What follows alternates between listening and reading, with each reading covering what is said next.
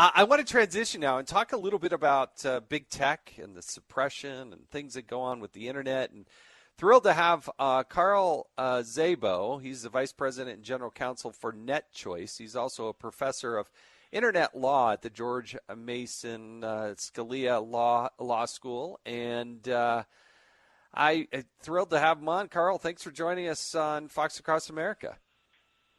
Yeah, thanks, Jason. We got to figure out a way to get you back in Congress because we need all the help we can get in D.C.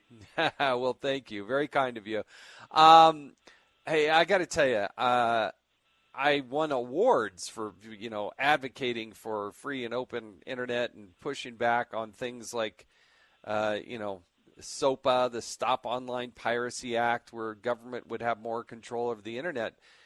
But there's this counterbalance or this counter problem that I see out there with the suppression and what seems to be a concerted effort to do things that I don't think people would be able to get away in another consumer type of setting. But look, you're the professor. You've written about this. Explain to us where you're coming from and what you see as the big challenges out there. Yeah, it's really tough. Look, I'm a conservative, and when I see some of the actions that are taken by the big tech businesses, it pisses me off. It makes me really upset, and I ask myself, how can they get away with it? The same questions that you're asking yourself.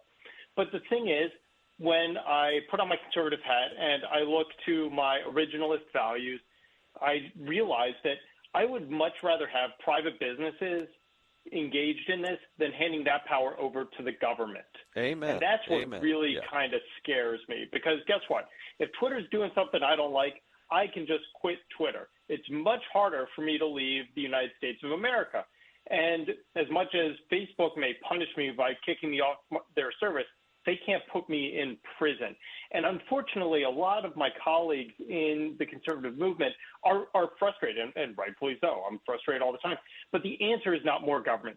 The answer is private industry. We need more investment, more innovation in things like RightForge, in things like Truth Social, in things like Elon Musk buying up Twitter. And that's the free market working, not the government.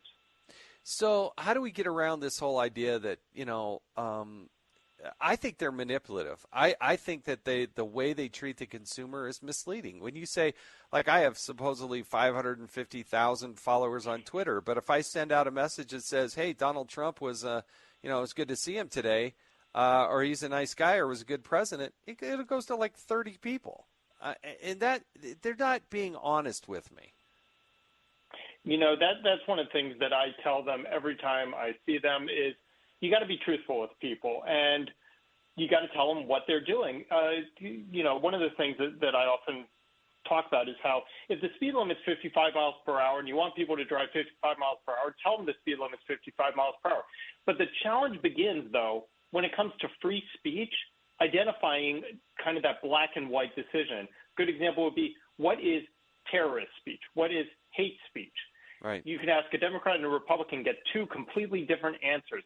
And that's one of the challenges. So if they come out and say no terrorist content, it's really hard to figure out where that lands. And that's the problem with free speech. Our Supreme Court can't figure that out. But what we do need is more opportunity out there. Because, look, I grew up in Washington, D.C., and the only outlets I had to read were the Washington Post and New York Times. Right. And now we have so much more access to shows like yours, to information that is out there on conservative networks. I can go to Fox.com.